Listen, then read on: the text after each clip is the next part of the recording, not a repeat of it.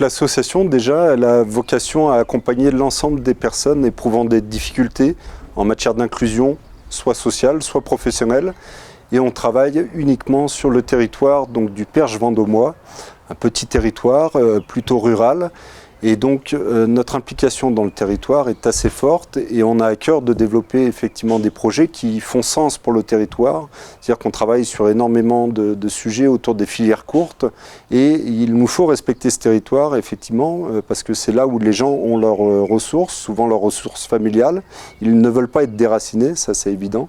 L'association fait partie intégrante pour moi de l'économie sociale et solidaire, c'est une évidence depuis le départ. C'est l'ADN de l'association que d'être sur cette branche d'accompagnement par l'activité économique. Je ne sais pas comment c'est possible, mais en tout cas c'est possible chez nous. C'est certainement dû à notre agilité qu'on a toujours eue sur ces vecteurs-là. On a su s'adapter au fur et à mesure, on a inventé des choses. Donc l'innovation, ça fait partie de notre ADN et ça a toujours été comme ça qu'on a fait avancer les choses. Ça s'appelle un side bike. À l'origine, c'était pour permettre aux personnes qui ne pouvaient plus faire de vélo ou à mobilité réduite de profiter des balades en plein air.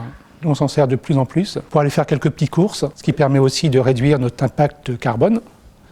Voilà. Et aussi permettre aux résidents qui ne savent plus faire de vélo, qui ne peuvent pas, d'aller se promener. On a une responsabilité en tant qu'association, en tant qu'acteur économique local, de pouvoir effectivement avoir un aspect pédagogique, c'est-à-dire être influenceur sur la façon effectivement de consommer, sur la façon effectivement de se déplacer, sur un tas de petites choses, mais mis bout à bout qui font sens pour les gens. La crise va peut-être nous aider, c'est peut-être le seul avantage de cette crise. En tout cas, l'ESS a sa part dans cet effort à faire et elle a un pouvoir politique qu'elle doit maintenir justement pour être influenceur auprès des politiques locales et aussi nationales et de façon, encore une fois, à essaimer cette dynamique sur l'ensemble du territoire national.